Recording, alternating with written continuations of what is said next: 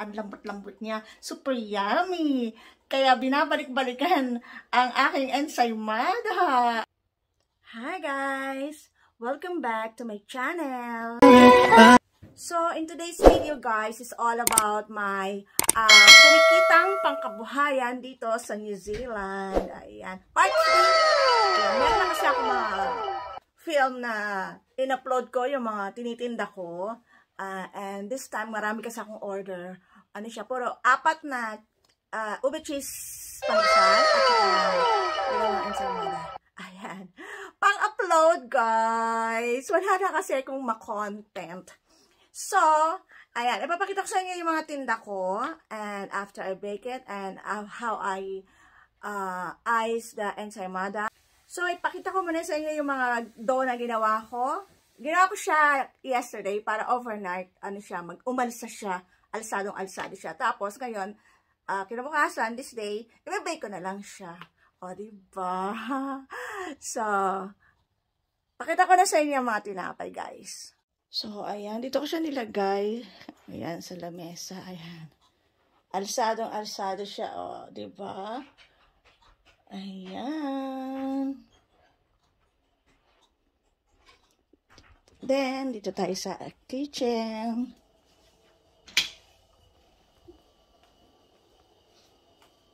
Na-overproof. Ayan, ensaymada. And, ayan pa. Ube cheese. Tsaka yan, ensaymada. Ba yan? Na-overproof kasi siya, guys. Pero diba pag na-bake naman siya, ayan, na-overproof yung ensaymada ko. Pero pag na-bake naman siya, gumaganda yung shape niya. Yan. Lalagyan ko muna siya ng milk sa ibabaw. So, ayan.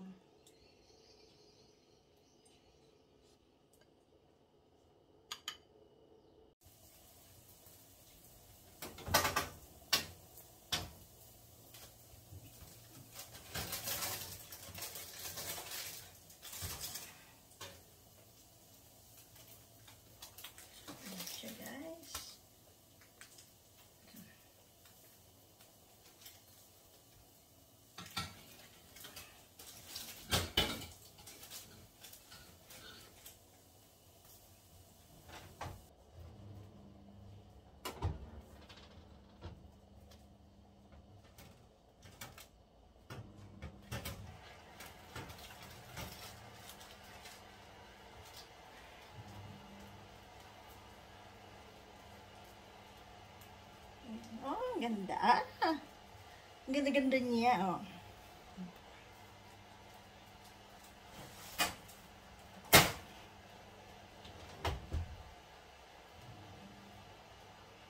So, na-bake ko na lahat, guys. So, ayan. Lagyan ko na ng icing ang ensaymada.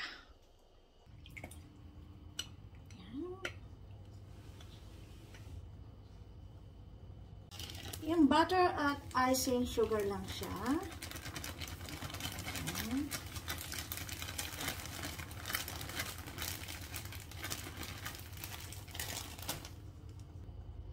Lagyan natin ng konting milk.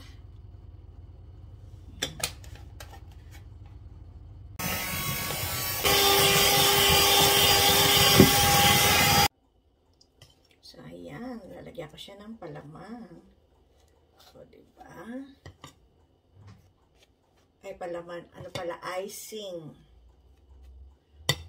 Ayan. Puno siya ng icing. Butter. Buttercream. So, ayan na. Lalagyan na natin siya ng grated cheese.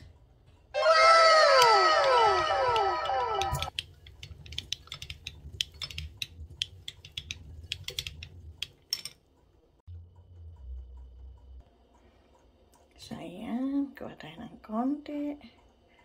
Ayan. Tapos lagay natin siya dito.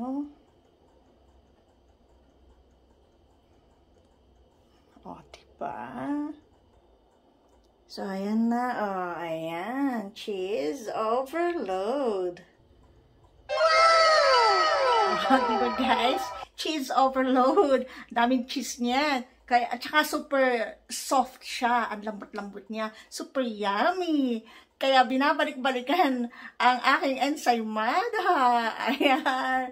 O, diba guys? $25 lang siya for 16 pieces. At ang lalaki pa niya. O, diba? Sad ka pa? So, ayan pa yung isa kong ensaymada na nagawa. Ayan.